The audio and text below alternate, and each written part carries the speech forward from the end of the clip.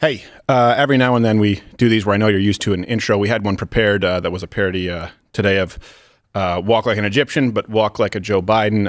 That'll still be relevant tomorrow. Look, this is one of those days where as we join you, obviously it's with a heavy heart, it's with a lot of sadness, and we know that our job is still to provide some levity, so we'll do our level best. But before that, wanted to take just a minute to clarify a few things for you. First off, we're probably going to have to be aggressive today with the YouTube dump button to be on Rumble, and that's a big part of the problem, is that when we cease to talk and when we're no longer able to speak truthfully, we end up with this chasm that we have. First, let me say something. No one out there has a monopoly on genuine heartbreak. I want to be clear about that. I don't believe that. And when you have both sides saying, well, Republicans only want this or Democrats only want this, and I'm not just going to both sides this thing, and I'll explain why here, but I do believe that this country, that everyone out there, most people I should say, are in mourning, and you should be. There's a time for that. There's a time for mourning. There's a time for contemplation. And when people say, prayers don't do anything now, thoughts and prayers, it's time to act, when have you ever made the right decision by acting emotionally and rashly? So let me be clear. I believe that probably all of the people out there who've been fooled into shouting about gun control and pushing for that legislation believe that it would help. They believe that it would make a difference. But those who, I'm past the point of a good faith argument with the people who fooled those into believing it. The people at the top, the people in control who have fooled those into shouting gun control and that the problem is guns. They know better. The former Vice President Joe Biden knew better when he came out and immediately said we need to pass the Assault Weapons Ban Act. He knows that won't make a difference. So I want to be clear in separating those two groups of people, and that's why, as we go on with this show, we're going to give you everything you need to know. If you only watch one program today, we want to make sure that you have everything you need to know to discuss this story accurately and to be prepared, and more importantly, offer solutions. Quantifiable, tangible solutions. But the two themes I want to focus on today that we'll be talking about and are an undercurrent. Love and truth. Love sounds good. People say love everybody. But love without truth is meaningless. A love based on a lie is just that. It's a lie. Now, there are a lot of people out there who I've heard yesterday and today, people who I like, people who I respect very much, people who I consider friends, just to be clear. This is a respectful disagreement where they're saying it's time to turn down the temperature, time to tone it back. Today's show will not be that. I don't agree. And that's kind of the crux of this, where I say love and truth, right? People will say, oh, folks on the left and on the right, the extreme, your left, my right, extreme left, extreme right. The left screams genocide, right? And they're coming and they're trying to eradicate you. But then the right says they're coming for your kids. Okay, but one of those is true. One of those statements is true. There is no genocide. No one wants to murder all trans people, and certainly not as a matter of policy. That's a lie. They're coming for your children. As a matter of policy is the absolute irrefutable truth. They are, in fact, coming for your children. And by they, I mean the activist, godless progressives, particularly in this country, but certainly now in the Western world. And you'll hear people say, well, all trans people just want to live their lives. They don't care about your kids. That's not incorrect. That is incorrect. Now, as we move on here, two key facts that you need to keep in mind. There's a lot of conjecture out there. There are a lot of opinions, okay? Every single one of these mass shooters was stopped by a gun, whether it was their own gun, whether it was a police officer's gun, or by proxy, right? They were at gunpoint and they had to surrender. And the vast majority of these shootings take place in gun-free zones. Those are the through lines that everyone will have to agree upon, regardless of the subsequent solutions. Now, this will happen, right? You have one group that's talking about guns, and then you're going to hear the chorus of mental illness. The same people who demand common ground. Okay, mental illness. Can we even find common ground on that? Again, common ground. People like to act as though common ground in and of itself is loving. Not necessarily, and certainly not common ground based on a lie. Mental illness. Can we find common ground on that? And are both sides to blame? The left wants to push right now red flag laws. So do many on the right, by the way. I do not believe in them. But if I did, someone who publicly professes to be a part of a demographic, the transgender community, that puts them firmly in the camp of a 42% attempted suicide rate. If we're talking about mental illness, if we're talking about mental health, I would say that certainly qualifies. People will often shout, white men, and to be clear, this is an outlier. I understand that because the transgender community, the LGBTQ AIP community, are a statistical outlier. That's not lost on me. But often, of course, when these events happen, right, people looking for a through line or lying about a through line, they'll shout white men. White men, as a statistic, do not have a 42% attempted suicide rate. You'll have people say it's a lack of education is what it is. The uneducated do not have a 42% attempted suicide rate. Poverty. The real problem with crime is poverty. The poor do not have an attempted rate of suicide at 42%. But let's even go to mental health specifically. Depression. People with depression, they don't have a 42% attempted suicide rate. American slaves did not commit suicide or attempt suicide at 19 times the rate of the general population. Jews in concentration camps did not attempt suicide at 19 times that of the general population. Now, I know, this is not a suicide. That's not what I'm talking about. This is just a suicide incident. I get it. What I'm trying to address here is as everyone echoes, right, the chant of mental health, this would be a legitimate marker. A legitimate mental health marker would be a statistical anomaly that occurs nowhere else in nature at a suicide rate of 19 times the general population. I'm not talking about political points. I'm not talking about agenda items. Is there any more severe of a marker, of a metric, for an extremely unstable mental state than a consistent, nearly half attempted suicide rate for that population? We do not have the mental health crisis in this country that people tell you we have. That's why we can't find common ground. Now, we do have a mental health crisis in this country. We locked people in their homes for months, for years in some cases. And here's something else, too. We've not only destroyed the economy, and I know you'll have economists come out and try and argue it. Okay, let's give you that one. Let's say we haven't destroyed the economy as badly as some would argue temporarily. More importantly, for people's mental state, we have absolutely destroyed the economy, the permanent economy that people knew for generations, their whole lifetime. It's gone now. We've destroyed social gatherings, norms, record restaurant closings, movie theaters, churches that couldn't survive. We've gotten rid of people's social gatherings, how they feel involved with their community, we've gotten rid of their connections to their community, and we've replaced them with screens and a culture of never-ending scrolling, one that instills fear, uncertainty, and yes, creates problems that we've never faced before. But more importantly, we've bombarded an entire generation while creating these problems with an ideology that cannot provide them with a solution, with any solutions, because it disallows people, and these children, teenagers, young adults, from objectively deciphering right from wrong. We've created a culture through an ideology that throws problems at people and is incapable, from its inception, of providing solutions. If you can't tell a 7-year-old, as policymakers would like to see, if you can't tell a 7-year-old that a sex change is wrong, and if we as a society cannot agree that sexualizing children, not just at drag shows, but every single mainstream streaming service, network that we watch, if you can't say that's wrong, then you can provide no solutions. Only problems. Only hopelessness. Hopelessness disguised as kindness. Disguised as love. Wearing the cloak of tolerance. But hey, look, let's go to that. On that front, We're more tolerant than ever. If it worked, we're more progressive than ever.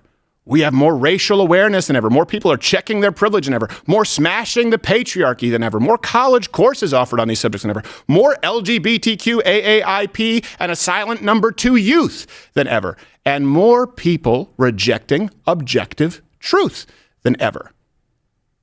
More people without both a mom and a dad than ever. More people rejecting God than ever. But let's just blame guns. Let's just blame guns. Mental health? Let's talk about it. We're not really allowed to talk about it. And this is why my raison d'etre, and people here, I don't know how you pronounce it here in the American way, French Canadian, apologies, I don't mean to sound like an affected prick, is to fight back against big tech, because we now find ourselves at the impasse where we cannot discuss objective truth as a matter of policy on all of the platforms that control over 90% of the information that people consume. Whether it's YouTube, whether it's Facebook, Instagram, TikTok, Twitter's made some progress. That's why we've been trying to spearhead this mass exodus to Rumble, where you can at least discuss these issues. You can discuss the attempted suicide rate. You can discuss inmates committing sexual assault in massive numbers under the guise of identifying as a female. You can discuss those things. And if you can't talk about them, if you can't discuss them, as is the model and the policy here on big tech platforms, guess what? You can never come to a solution. This is not happenstance. And it's not a bunch of disconnected satellite organizations that this is by design. And unfortunately, there are many on the side of what should be right who make this a part of their business model because it's just business and business is good. You want something to change, it starts with love. It starts with love for the truth. It starts with the ability to decipher truth. It starts with the ability to decipher right from wrong, and it starts with the ability to actually be parents who can instill that in your children. But that requires autonomy. That requires a nuclear family. That requires the right of self-governance as a family. And this is the thing, too. I have some notes here. I don't even know how much of these are relevant at this point. We talk about toning down the temperature. Right? Toning down the temperature. How do you turn down the temperature if we as a society, if we can't objectively agree on what is morally wrong, then we are a nation doomed to fail. Dominated. Forever by deception. You know, the devil doesn't show up with a pitchfork and a creaky coffin. He shows up as a friend. Shows up as a lover. Shows up as a deceiver. And you can consider these archetypes for all you want, okay?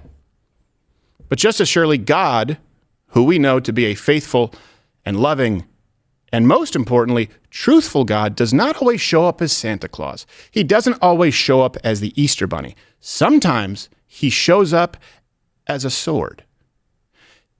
Figuratively. Sometimes he shows up as the full hammer of justice, because justice is a more true form of love than a lie, no matter how comfortable that lie may be. Tone it down. Let's cool down the temperature. This is what people say. It's both sides. Tone it down. Okay, let me ask you this. Tone it down from what? Tone it down from largely being complicit with lockdowns across the world? Tone it down from doing what about election integrity? You guys understand the reason for the YouTube dump button today, right? What do we do aside from looking the other way and moving on with the news cycle? Let's cool down the temperature from nearly all conservatives being complicit, pacified by big tech, where even today, you'll see, watch for it, most of our thought leaders will speak out on what's happening, but tone it down just enough so they don't get demonetized, let alone banned. Tone it down from when parents begin losing their rights to what their children are taught, how they are raised, or even what they put in their own bodies? Yeah, look, does the left and the people who are galvanized, and yes, directly inspired by the left, right? The left directly inspired this violent, mentally ill psychopath. Does it seem like these people who inspired this, these people who galvanize these groups, seem like they have any interest in toning it down? When people say tone it down, they mean you guys watching. They mean us in this room. Tone it down. You cool off while we heat it up. No, this is what I say to you. It's time to turn it up. It is time to match intensity. Not of this murderer, but of the people and the ideology who inspired he, she, Z, whatever.